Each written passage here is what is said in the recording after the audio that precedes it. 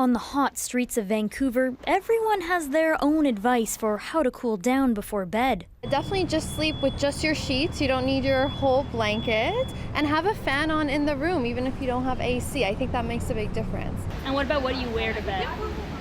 Pretty much nothing. A sheet. A sheet. I've got to have a sheet. A fan and air conditioning.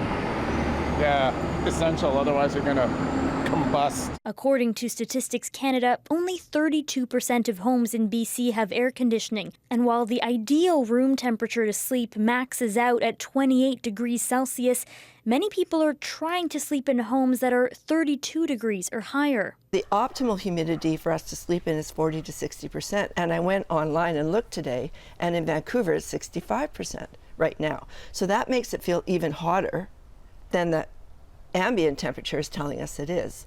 So what happens there is we don't start to fall asleep until our core temperature starts to drop.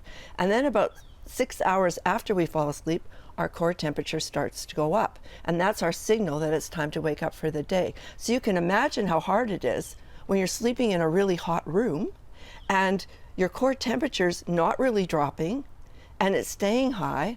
So that signal that your body normally has about when to wake up gets messed up, excuse the expression, by having such a hot sleep environment. Hall recommends putting a bowl of ice between you and your fan, sleeping in breathable cotton or linen sheets, sucking on ice cubes before bed, and finally, avoid alcohol. That can cause night sweats.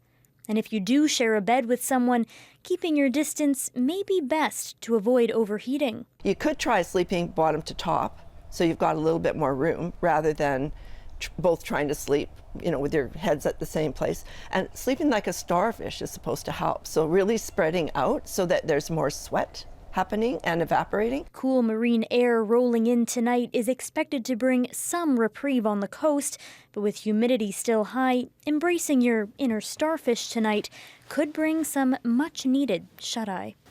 Michelle Ghoussoub, CBC News, Vancouver.